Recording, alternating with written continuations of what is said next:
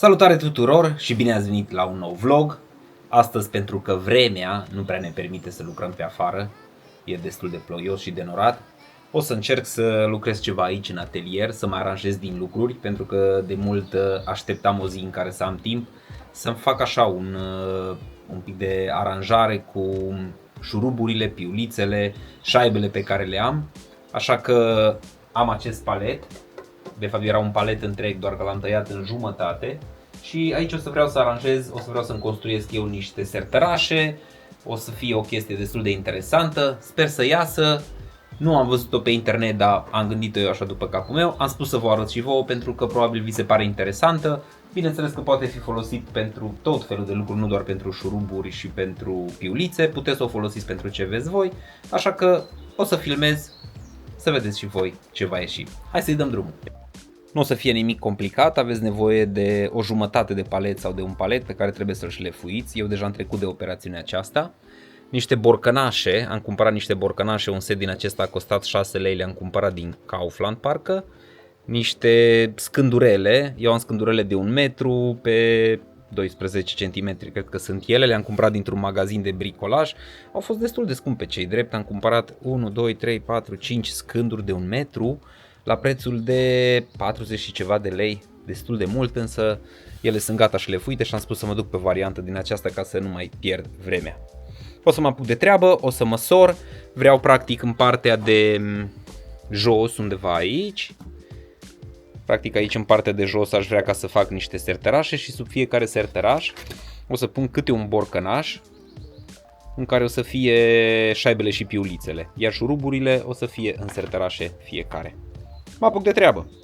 Voi lucra pe masa aceasta pe care am cumpărat-o de la Parkside. E o masă așa, nu extraordinară, însă poți ca să prinzi în ea lemnele. E o masă de lucru pe care am cumpărat-o de la Parkside. Momentan nu am o masă profesională, dar nici nu cred că am nevoie de ea. Aici am liniar pe ea, am niște elemente cu care se pot prinde lemnele. O să încep să măsor și o să vedem exact.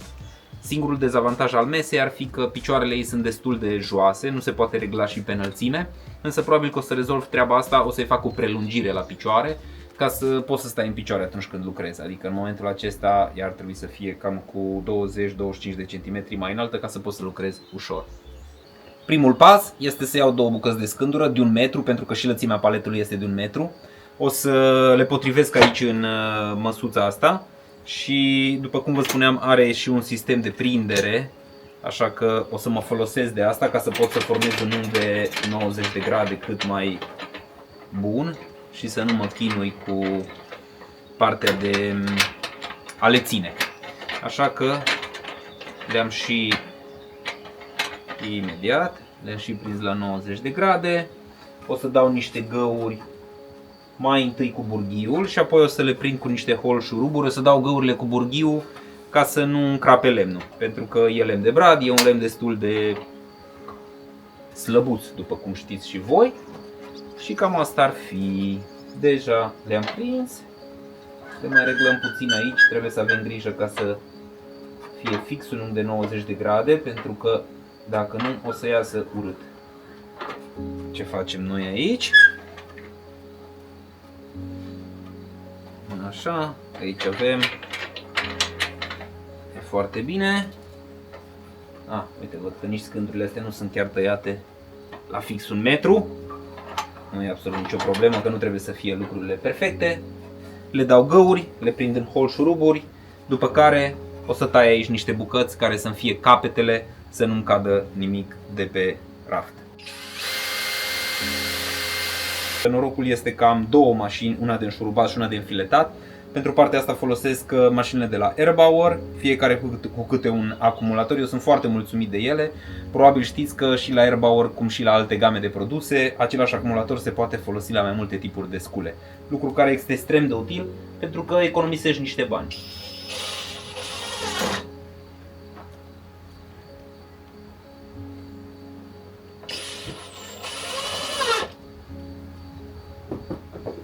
Ok, le-am și prins în două părți, mai facem încă o prinzătoare, undeva cam așa la 15 centimetri față de prima.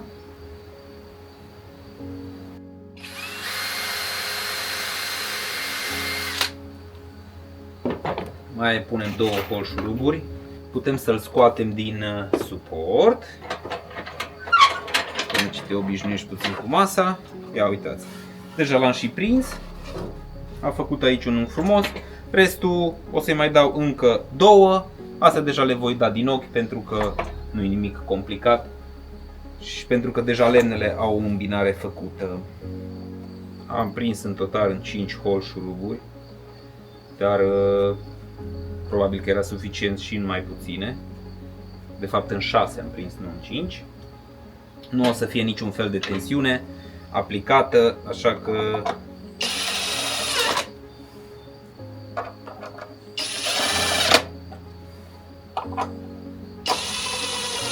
bun.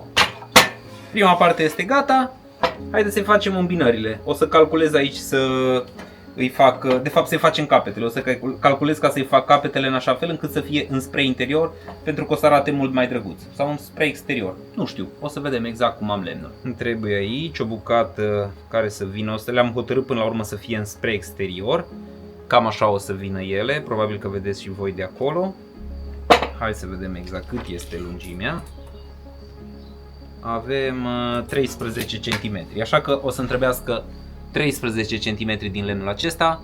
Îl tai rapid, după care mă duc mai departe cu lucrarea. O să fac o tăietură cu mâna, cu un fierastrău pe care l-am, un fierastrău care taie foarte bine, ca să fie tăietura mai fină. Nu am aici un circular, o să am nevoie și de un circular dacă vreau ca să mai fac diverse lucrări, pentru că merge mult mai repede.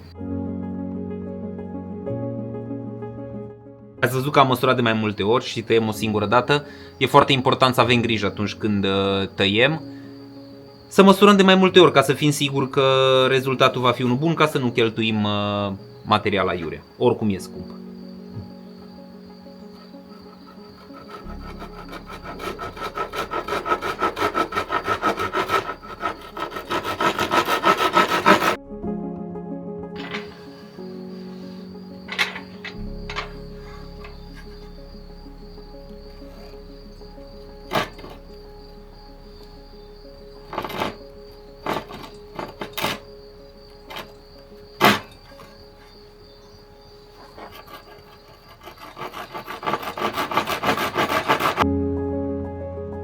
Am tăiat cele 2 bucăți.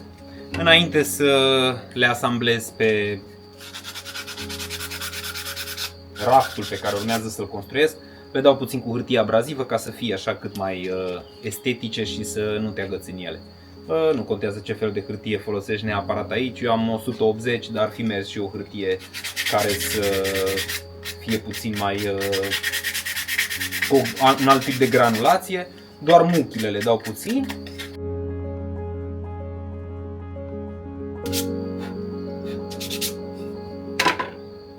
Vom monta pe exterior, o să vedeți ce frumos se va potrivi în momentul în care punem pe palet. O să avem posibilitatea ca să prindem de paletă foarte simplu piesa aceasta.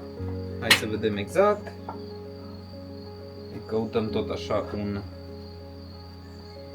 unghi cât mai bun, să fie o suprapunere cât mai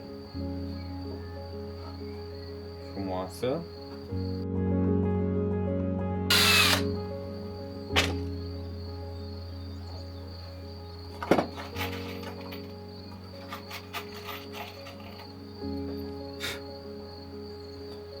Salut!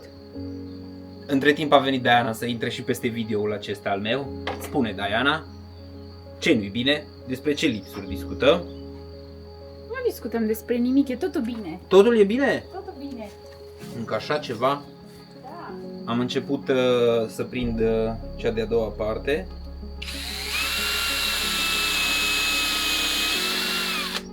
Să știți că aici am folosit un burghiu subțire care mă ajută doar pe partea de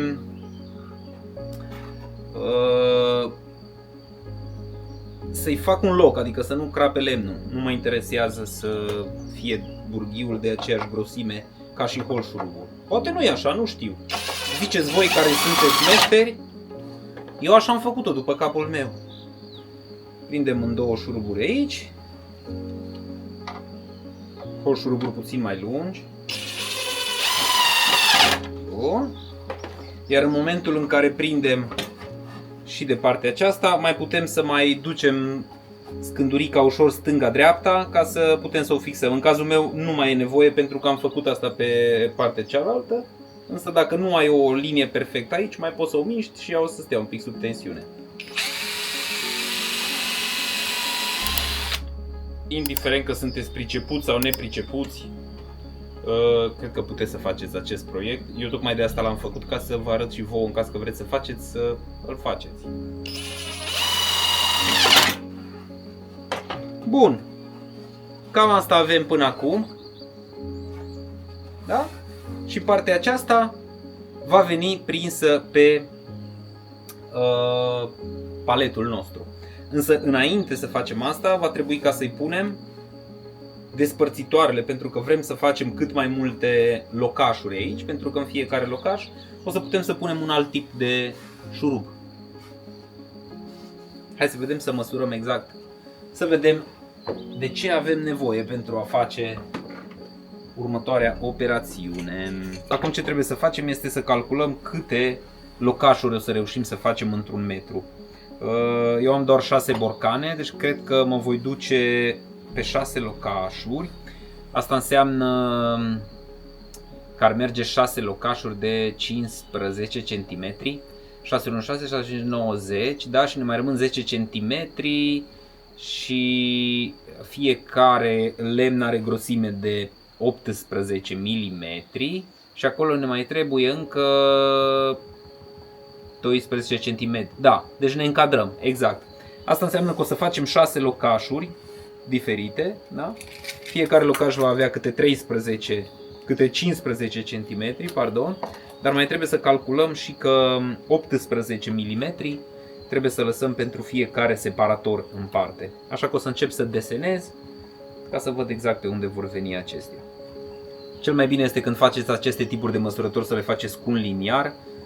Eu mi-am cumpărat un liniar așa metalic, de aluminiu, nu știu exact, pentru că e destul de greu să faci cu ruleta, pentru că ruleta are capătul acela și poate să-ți dea 1, 2, 3 mm în plus, în minus, dar după aceea la final poate să iasă o treabă destul de mare diferența.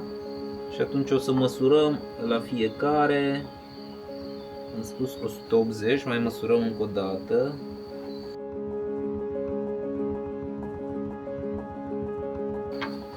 Și avem așa, 1, 2, 3, 4, 5, 6 locașuri.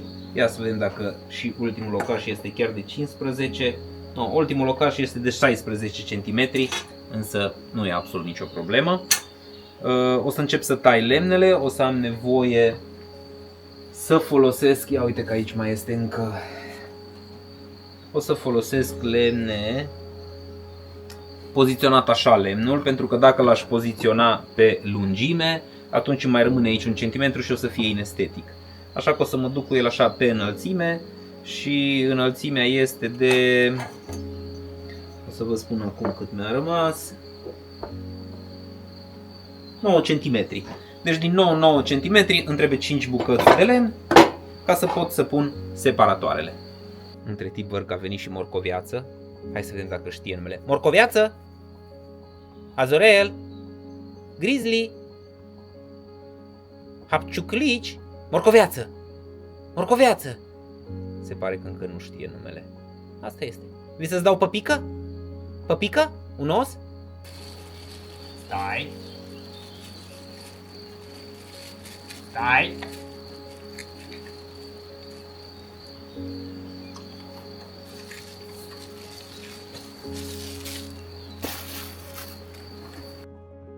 Cele 5 bucăți de lemn pe care le vom folosi pe post de separator sunt tăiate, sunt debitate, sunt șlefuite muchile. Ia uitați și voi cât de exacte au ieșit, chiar dacă le-am tăiat cu mâna, adică diferența așa de 1 mm.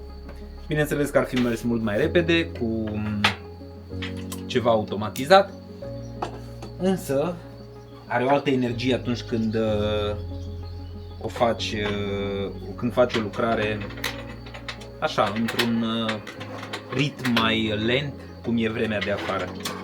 O să prindem bucățile acestea de lemn de suportul nostru principal și suntem aproape gata. Adică nu mai este foarte mult de lucru. Dacă vrei ca să replici și să faci două setare de acest gen, două polițe de acest gen, bineînțeles că poți să faci asta. Ele vor veni... le-am tăiat prea lungi. Da. Nu. Da. Le-am tăiat prea lungi. Până la urmă am vrut să le tai cu 1 centimetru mai scurte, dar am măsurat greșit. Am măsurat la 100 la 11 în loc de 10. Hai că o să fie bune și așa. Abia o să vedem exact unde sunt separările. Cam așa ar veni. O să vă arăt și vouă imediat. Apropo de a măsura lucrurile de mai multe ori și a le tăia o singură dată, am măsurat o singură dată și iată că am făcut mai înalt cu 2 cm fiecare separator. Însă asta mi-a dat o idee și mi-am dat seama că sertarașele acestea sunt destul de mari și eu o să am șuruburi de diverse dimensiuni. De exemplu, o să am șurub de 6 care o să fie și mai scurt și mai lung.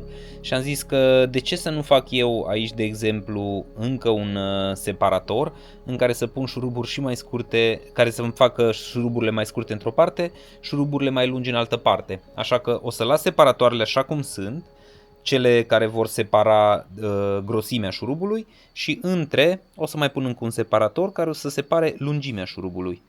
Deci până la urmă tot răul înspre bine. Am făcut și alte separatoare, 6 la număr, pentru că acum avem 6 sertare, să le spun așa, diferite. Avem nevoie de 6 separatoare, așa că o să avem 5 separatoare principale, cele care o să fie cu 1 centimetru mai înalte decât marginea aceasta, și stați ca să vă și arăt.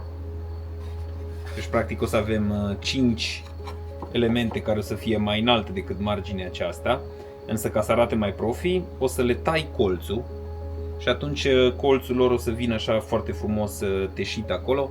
O să vedeți exact ce bine o să arate până la urmă și toate astea dintr-o greșeală. Ca să vă explic mai exact ce o să fac, în momentul acesta separatoarele pe care le-am tăiat mai înalte ar trebui să vină așa.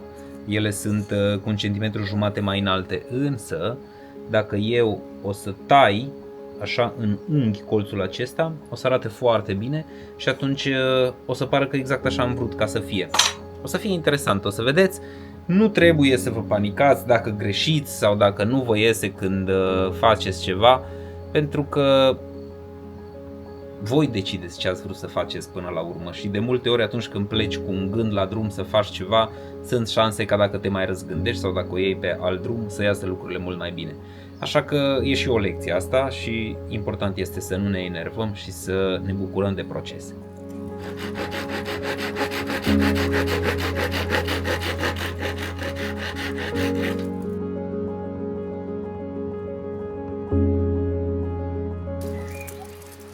Hai să vedem cum stăm. A durat un pic în plus, dar în cele din urmă vom avea o poliță cu mai multe sertare, nu doar cu 6, cu 12 mai exact. Hai să vă arăt ce am făcut aici. Practic am teșit acest colț, l-am tăiat, am măsurat ca să fie distanța de la muchia aceasta până la muchia aceasta, exact cât este adâncimea pe interior la mine în poliță. În momentul în care îl vom monta aici, o să avem un unghi frumos, practic o să avem o terminație mult mai interesantă și va arăta așa mult mai profi lucrarea pe care am făcut-o. Urmează ca să le prindem, din păcate nu mai prea am lumină, nu știu dacă o să vă mai filmez astăzi. Urmează ca să le prindem, după care să punem separatoarele, după care să trecem la următorul pas. La etapa asta vă recomand să măsurați după ce puneți primul șurub, ca să aveți cât mai exact practic sertărașul. Aici avem 14,7 și aici avem 14,7. Bun. Voi pune prima oară primul rând de șuruburi, cel care este aici în exterior, după care voi întoarce invers și o să văd exact unde trebuie al doilea rând de șuruburi. o să fie mult mai ușor ca să lucrez de sus în jos decât așa cum sunt acum de jos în sus. Însă prima gaură o punem de jos în sus, pentru că altfel ar trebui să facem niște măsurători în plus.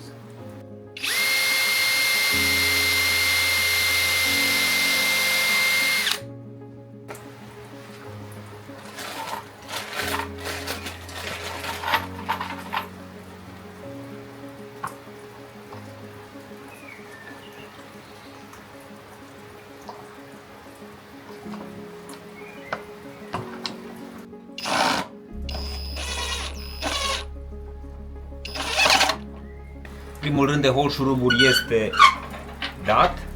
Asta înseamnă că vom putea să întoarcem invers și o să putem să dăm cel de-al doilea rând fără să ne facem griji, mai ales dacă am verificat să fie aliniate, bineînțeles, fiecare răftuleț în parte trebuie să fie aliniat.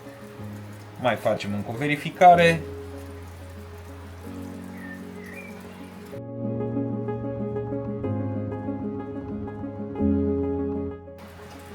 Am prins, toate șuruburile au intrat acolo unde trebuie. Ia uitați și voi ce frumos se vede cum am făcut colțurile acestea teșite. Mă arată chiar bine. Unghiurile sunt bune. Acum vă dați seama că nu o să punem sare înăuntru, că o să punem niște șuruburi. Așa că dacă mai este câte 1 mm 2 de diferență, asta chiar nu e nicio problemă. Următoarea etapă, a căzut ceva. Următoarea etapă este să punem intermediarele, pentru că după cum vă spuneam, aici o să avem intermediare și o să le poziționăm exact aici așa, între fiecare locaș mare, o să facem un locaș mai mic. Deja îl văd că arată foarte bine. Voi ați văzut ce minune a făcut Dani aici? Tocmai a intrat Diana pe ușă. Nici nu pot să vă spun cu ce a intrat pe ușă. Să mai vii în vizită la tâmplar, bine? Tu când ai făcut cozonac? Wow, ce bine arată așa de delicios. Chestia asta. E fierbinte. E fierbinte, da. E bun? E delicios, toată ziua am poftit astăzi la o prăjitură. N-am avut drojdie. Wow, dar e foarte bine că n-ai avut, uite că e așa, e perfect. Wow, ăsta e cu Nutella și cu ce? Nu, e cu nucă. E bun. E delicios. Hai și ce trebuie? E delicios. Îți place? Uite, vrei să-ți fac pentru condimente? E foarte fain. Păi o să fie prea mare pentru condimente. Am avut niște greșeli. Am tăiat asta mai înalt. Și după aceea mi-am dat seama că, wow, ce fain ar fi ca să fac mai multe. Că prima oară am făcut doar 6 locașuri și am zis că punem șuruburi o anumită grosime, dar 2 lungimi diferite, știi? Și atunci am zis că astea să fie principale și astea să fie secundare. Și practic dintr-o greșeală. Super frumoasă te-a ieșit. Mă bucur că îți plac și mie îmi plac. Până la inițial am crezut că nu o să iasă, dar până la urmă a ieșit foarte bine. Trust the process. Exact.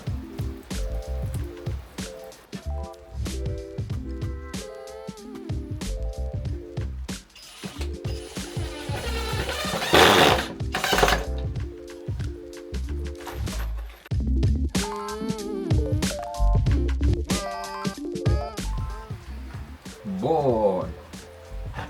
Cam aici suntem momentan. Îl arăt acum. Bun, bun. Cam aici suntem momentan. Avem practic, așa arată din spate. Partea aceasta va trebui să vină lipită pe paletul nostru. Așa arată din față. Partea aceasta putem să o etichetăm, dar încă nu este gata. O să vedeți exact care este de fapt noutatea, să-i spun așa, acestui tip de suport pentru șuruburi. Bun, vă spuneam că avem nevoie și de niște borcănașe. Aceste borcănașe, de fapt, au rolul de a ne ține nouă imediat aici sub raft. O să prindem practic la fiecare sector, o să prindem un borcănaș pe deasupra. De fapt îi prindem doar capacul borcănașului și tu aici în borcănașul acesta o să ții șaibele și piulițele pentru șurubul pe care o să-l ai într-una din casetuțe. Să spunem așa, aici o să avem șuruburi de 6 cu lungime de 4 cu lungime de 6. Sub ele luăm un borcănaș, îi prindem capacul fix pe mijloc și practic capacul va rămâne prins aici pentru că îl prindem cu șurub, iar noi când vrem ca să deșurubăm doar borcanul și putem să ne luăm o șaibă sau o piuliță.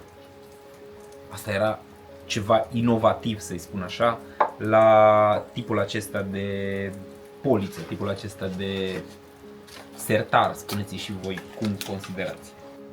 Eu o să fac gaură aici pentru că e un suport foarte bun, încercăm să găsim chiar mijlocul.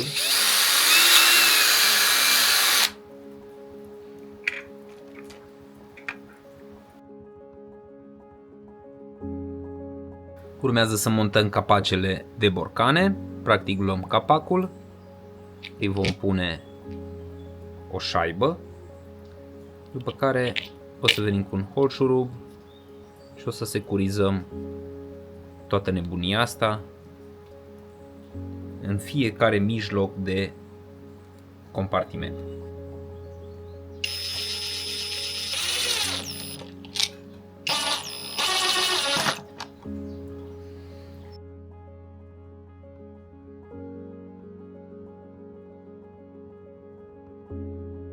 Am dat jos paletul, am testat, însă m-am gândit mai bine și am zis că să nu folosesc scândura de la palet pe post de spate, pentru că probabil la un moment dat o să vreau să o dau jos și atunci o să fie mult mai ok să fie complet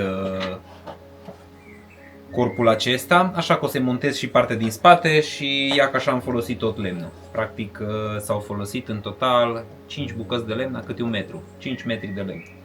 Da, dar asta o să dureze o viață, adică dacă ți-ai luat din plastic sau din cine știe ce lemn subțire, ar fi foarte sensibil. O să pun și spatele, după care o să-l montez pe palet. Am montat polița pe palet, am ales în cele din urmă o variantă cu un șurub și cu o piuliță tip fluture pentru a o securiza aici. Nu știu exact cât de bine se vede. Da, uite că se vede. Practic el este prins în două locuri pentru că este suficient. Urmează să îl pun din nou pe peretele de lemn și o să vă arăt și vouă varianta finală.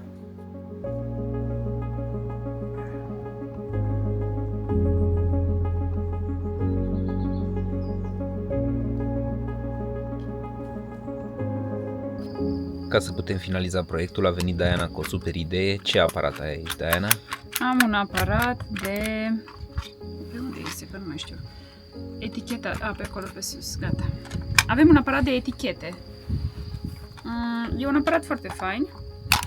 De pe EMAG. Vă lăsăm link eventual în descriere dacă vă interesează. Eu lipesc etichete... A, uitați, să vă arăt. Am la bucătărie lipite etichete. Zahăr. Și le... cum se numește? Embosează. Asta e termenul, de fapt, că le imprimă pe o din asta, pe o bandă. Vă arăt. A venit ea cu ideea să facem și la șuruburile mele și să vă arăt exact cum a ieșit lucrarea finală. Finală? Cam așa arată lucrarea finală, așa arată polița, raftul, spuneți cum vreți voi. Aici, după cum bine vedeți, am pus accesoriile, piulițe, șaibe. Aici în partea de sus, în unele locașuri deja am pus șuruburi. Urmează să umplem peste tot cu tot ce avem. Iar ideea Dianei a fost să punem și aceste etichete în fiecare borcănaș, să scriem de cât sunt piulițele. Și hai să vedem de cât sunt. Le-ai pus pe toate la fel? Da, ele sunt aceeași grosime pentru că șuruburile sunt lungimi diferite. La fiecare două compartimente avem două tipuri diferite de asta, de exemplu, este de... șurubul scrie 8,8 pe el. Deci piulița este de 8. Pentru început începem cu o tăietură.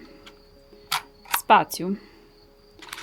Și prima dată scriem piulițe. Uite ce s-a murdărit ăsta, uite. P. E important să se apese foarte tare pe... Adică foarte tare, să apeși cu putere pe... Da, nu le-ai spus oamenilor de unde, tu ce dai de acolo de o rotiță, eu de unde să știu ce faci tu? O să arăți. Piul, L-ul l-am făcut, da? Uitați, trebuie să apăsați pe acest... ce e asta? Mâner. Mâner. Se apasă cu putere și de aici ies. Și Piul practic de I, rotița aceasta ne setăm exact ce vrem să imprimăm în următoarea poziție a stickerului, da? piul I, S, E și spațiu. Și apoi tăietura. Și cam așa. Super. Și apoi o să scriem și grosimea la fiecare tip de Da. piuliță. Începem cu un spațiu și spunem 8, 0, spațiu și tăietura. Lui la final așa îi rămâne un fel de capăt pe care îl poți desface. Și apoi lipești. Acum trebuie să fie drept în principiu, dar cum te descurci. Mai avem și 80-ul.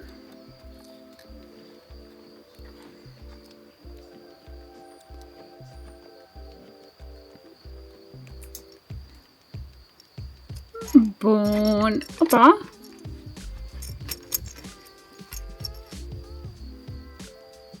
Gata.